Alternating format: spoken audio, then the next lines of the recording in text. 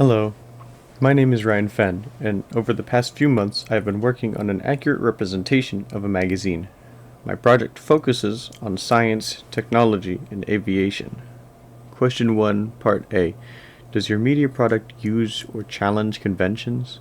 My media product adheres to conventions found in the genre I selected. In aviation magazines, I've found that using clear, bold, and sharp font styles are conventional. Therefore, I similarly chose my font and text size to match conventions. Additionally, my main image is featured in the same way as conventional magazines. It relates to exactly what the lead article is about and provides a clear photograph, usually depicting a machine or such. The photo I used of the F-14 shows off much of the aircraft with an appealing background. It adheres to the conventions of science magazines that use real photography as the cover image. The name of my magazine, Flight Tech, was selected because it most closely resembles what I was aiming for with my magazine. It is technical in name and similar to real-world magazines, such as How It Works. The font chosen was selected to adhere to the sharp fonts used by many science magazines. It is located at the top of my cover, which is conventional for science magazines. The name of my lead article, How Effective is the F-14 in Today's World, is conventional for science magazines. The articles are usually very clear and descriptive of the content. On the cover, it is the largest story on the page. Visual hierarchy makes it the story that pulls the reader in the most. The barcode is conventional, as these magazines are sold as physical products. In my table of contents, the stories selected were chosen because of their relevance to aviation. I needed to select stories that I could take photographs for, so I used stories relating to general aviation and Cessnas. There is a photo for every story. Looking at science magazines, I saw a table of content pages with images for every story, so I decided to copy that idea for my own. The photos themselves are of a Cessna 172 Skyhawk, the interior avionics of a Cessna 172, and the F-14 Tomcat. My story is about the effectiveness of the F-14 Tomcat in a modern combat environment. It touches on air-to-air engagement and the chances it would have against the newest generation of aircraft. The story contains detailed information about weapon systems, maneuverability, stealth technology, and avionics. This is a story that would be found in an aviation and science magazine. It is an interesting topic that goes in depth about the statistics of the performance of certain aircraft. It has an interesting title that pulls fans of aircraft in as well. The design of my double-page spread was to provide a good image of the F-14 with the story wrapped around it in the corner. The story itself takes up almost half of the first page, and the photograph takes up the rest. The story is written in a way that expects a basic understanding of aviation. Conventionally, this makes sense, as some articles require a basic understanding of the subject to be able to pick up on some of the information. Some ideas and methods are explained, but I felt it would be more conventional to suggest a fair understanding. The image also has a description in the top right corner listing where the aircraft is located. Question 1, Part B. In my magazine, the portrayal of social issues or groups in my magazine project is noticeable throughout the whole thing. The issue with science magazines, and more specifically aviation magazines, is that there is a level of understanding in order to read. Some magazines do not take time to explain concepts that may seem like common sense to the writer, but confusing to someone just getting started in the field. In my magazine, I followed conventions and continued the use of unexplained concepts. I explained some concepts that seemed too advanced, but I also did not explain a lot of concepts like throwing turn rate into the article with an expectation of understanding. Things like BVR, or Beyond Visual Range, were explained as that involves more of the military aviation field in which many people are less knowledgeable in.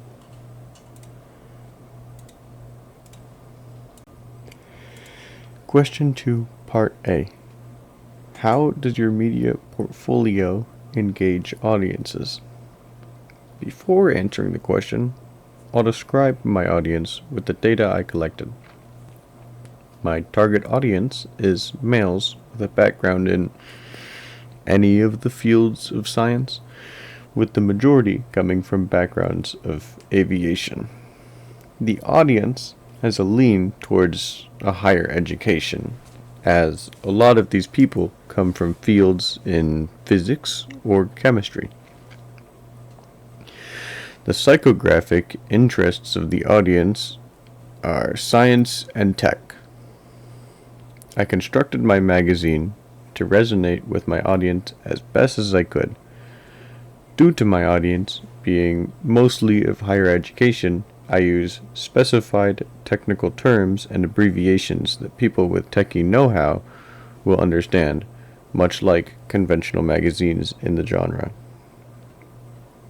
I attempted to engage my target audience by writing a story on one of the most beloved aircraft ever constructed. I mean, it was so popular it was used in both Top Gun movies, and now it's even more iconic. My magazine offers an insight into a very interesting topic. I feel that people would be interested in hearing about how an aircraft from the 70s would fare against next generation aircraft like the F-22 Raptor. It scratches the technical itch with turn rate statistics, descriptions of weapons, and general aircraft information. The information is exciting and captivating enough to maintain audience interest. The images included are taken at good angles and are clear. The design of the table of contents is additionally very clear.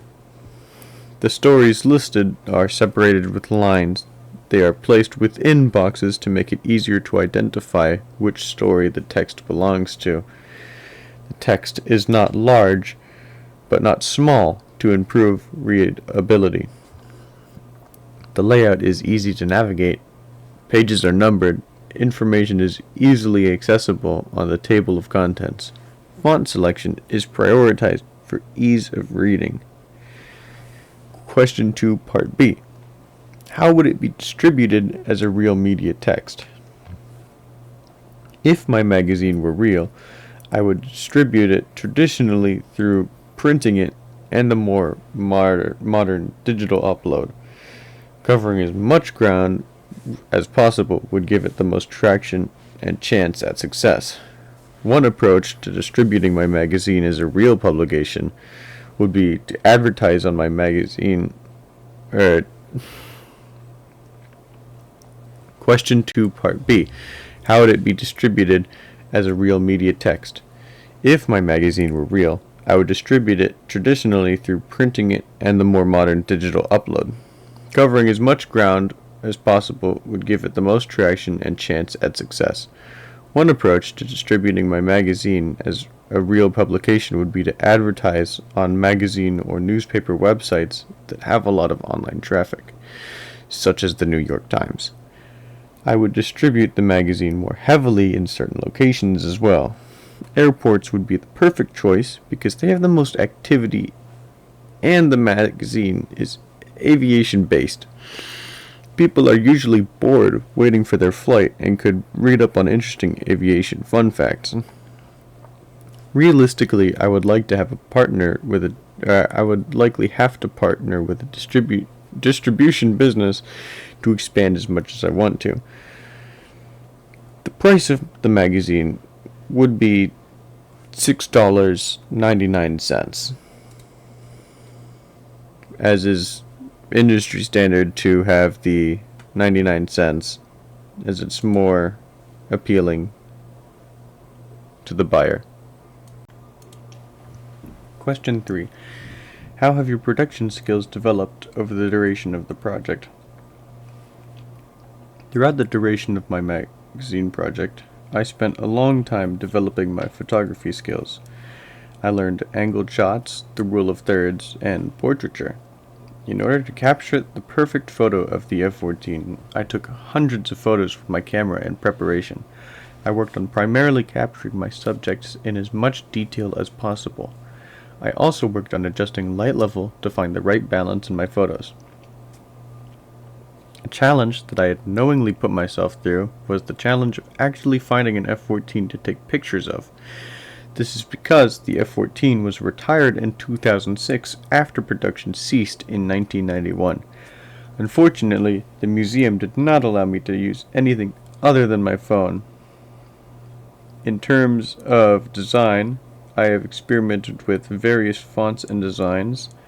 I created several sketches of my cover, table of contents, and doubled page spread before I created the finished product. Placement of elements was adjusted before the finished product as well. My writing has gotten better in my opinion. I have a better idea of what I need to write when I have an idea. Throughout the project, I spent a lot of time with Photopea. I went from hardly being able to edit a photograph or image to easily being able to remove the background of an image and adding borders, shadows, visual effects, textures to objects, moving the object within a grid, and more. I learned how to download fonts and use them for my project. For example, the font Lemon Milk, which I used for all of the larger text in my magazine.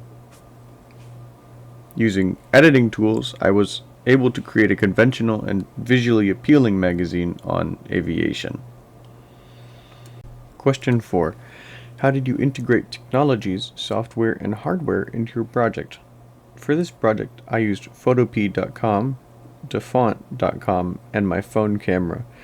There were many challenges working on this project. For example, Photopea has a tendency to crash, which is particularly unpleasant if you did not save your work. It can, on occasion, erase an hour of work because it got overloaded from editing a text box. The museum I went to did not allow me to use the camera I intended to use, so I had to find a quick alternative. This ended up being my phone camera, which luckily has a good photo quality. The editing of images was easy, just with a few hiccups. The photos still came out good despite the sudden change of camera. Framing and the light present within the hangar the museum was set up in was more than enough to see the aircraft. Dafont was pleasant to use. It's very simple to use. You just find a font and download the file, then import it into Photopea. I had little technical issues with the site, and the collection of fonts they have is fantastic. There's hundreds. Extracting and importing the fonts was easy to do. Using Google Sites for my blog was the most unpleasant part in my opinion. I prefer the layout of other websites to Google when it comes to inserting and writing in the blog boxes. Google Sites does not have some of the features I would like, such as inserting MP4 files or GIFs. It just feels limiting when it comes to creating a product. I wish to have ultimate creative freedom to use whatever means to make the site, but Google prioritizes its services over alternatives, which is reasonable. It's fair enough as it's their product.